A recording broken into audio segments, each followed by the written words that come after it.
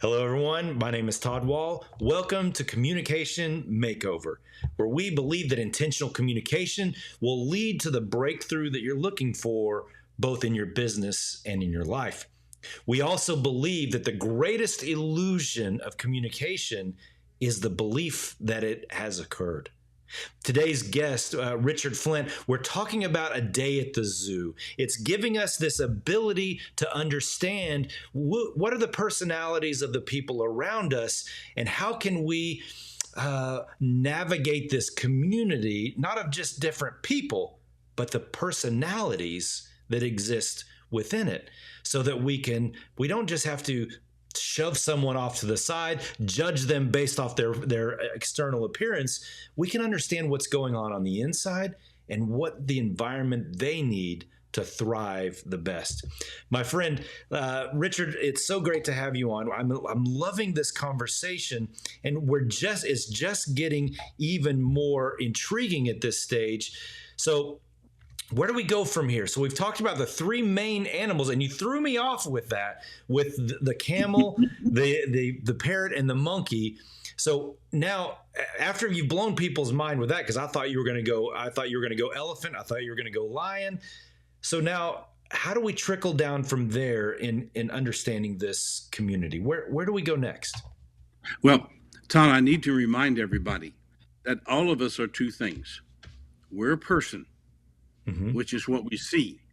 And what that is about is we stand outside that person and we judge them without knowing them.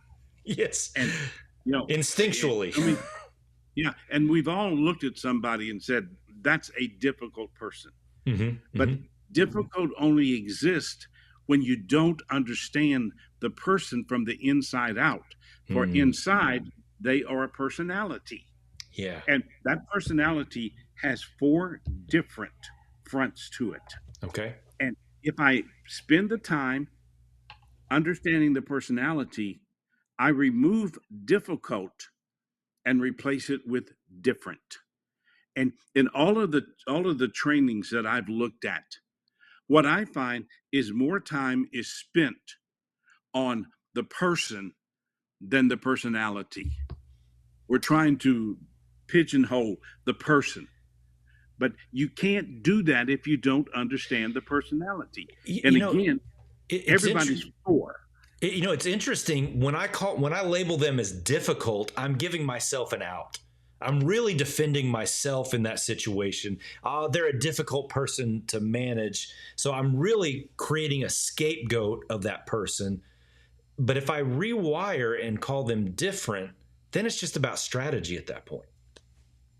Yeah, if I label you difficult, what I've done is, you're right, I've given myself an excuse. And it shows that I'm really not a leader. No. Leaders take time to understand the personalities of people. But if I take the time to understand their personality, then what am I doing? I'm learning how to work with them. I've seen companies throw away people because all they saw was the person, and that person goes to another company, goes under the leadership of someone who knows their personality, and what do? They blossom under that. You can't ever forget the number one thing a human life wants to know is that they matter. And these two-hump camels, they thrive on praise. But yet leadership doesn't have time for the praise because they're too busy fighting the fires that the monkeys have brought them. And don't forget, the monkeys travel in herds, so you never get to deal with one. And while you're trying to fight one fire, they're setting the next one. Yeah. And if I don't understand this, then I'm in trouble, because these monkeys always travel with three other personalities. They travel with the vulture.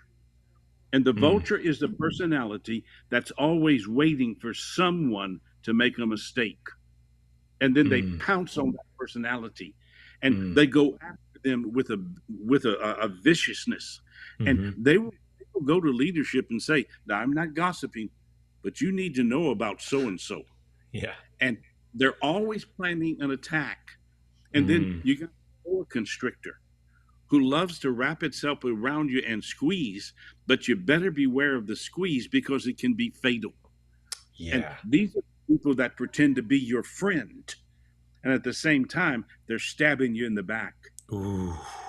Then the Yeah. last one is the bat and the vampire bat. Their major source of nourishment is blood. Mm-hmm. And to that vampire bat, everybody is their enemy. And I don't care who it is.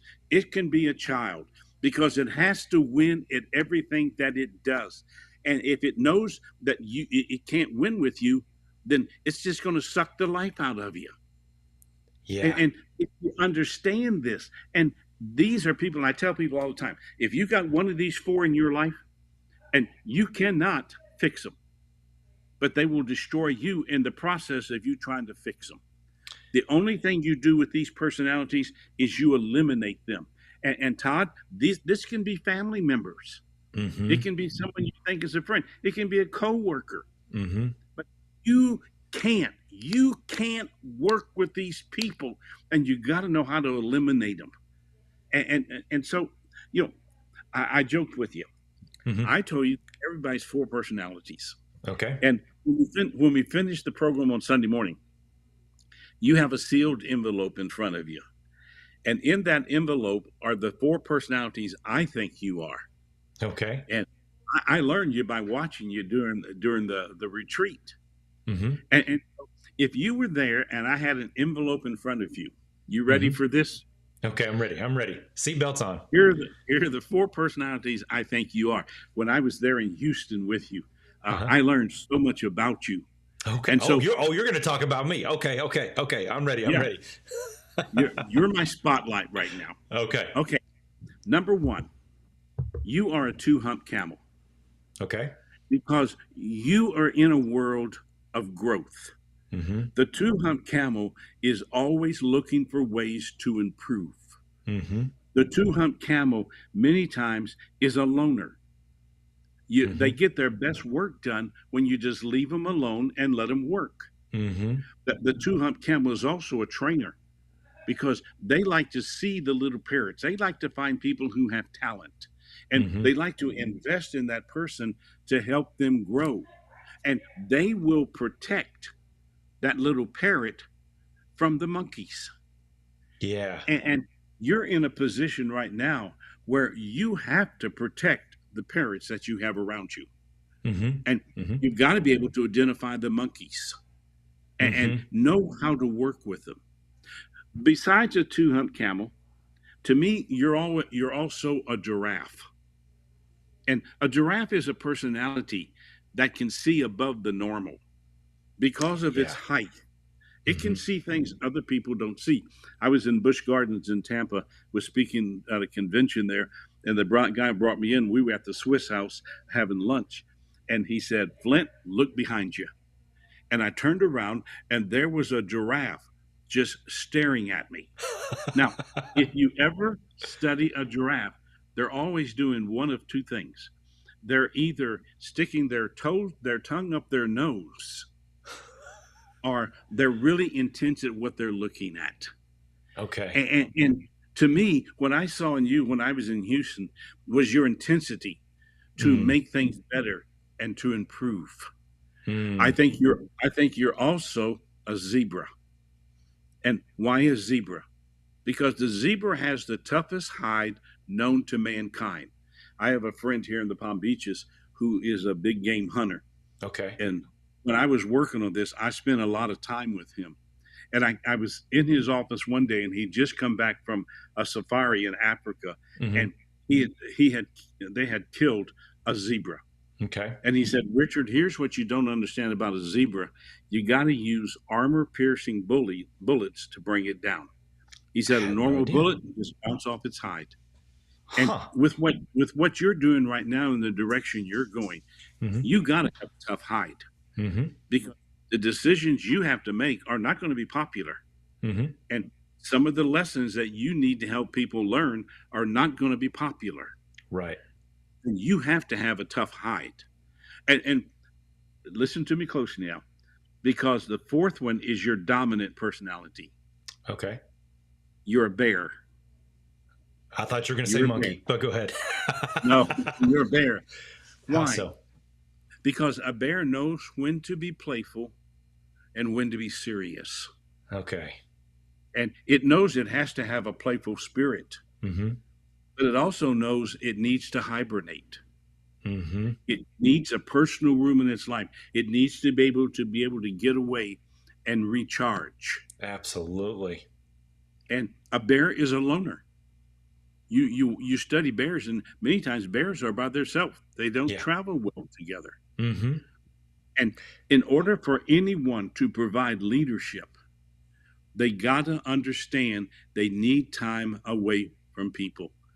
And one of the things I learned about this is because you and I have a similar background. We both went to Southwestern Theological Seminary. Mm-hmm. And when I was doing some studies for a series I just finished on 6 of the greatest parables that Christ taught, Mm-hmm. one of the things I learned, working with people can be exhausting. Mm-hmm. I mean, he walked among the people. Mm-hmm. The people were pushing. The people were grabbing. The people had questions. They wanted more of him. And Christ always knew when he needed to go away and recharge. Absolutely. Because if you and I, in the world where we are, surrounded by people with personalities, that if we don't have that time to recharge, pretty soon we lose our value. You know, And Richard, I often tell everybody I'm an introvert that everyone thinks I'm an extrovert because of that valuable time that you're talking about. I need to push the pause here. Let's jump into right after this, Richard, how the people at home can use this as on a regular basis. Let's keep getting practical and tactical. All right, everybody, stick with us. This is getting very interesting. He laid out animals I did not think he was going to lay out, but as he laid out those traits, the pieces fit, and it just made sense. Let's bring it home to your world in just a minute. Stick with us.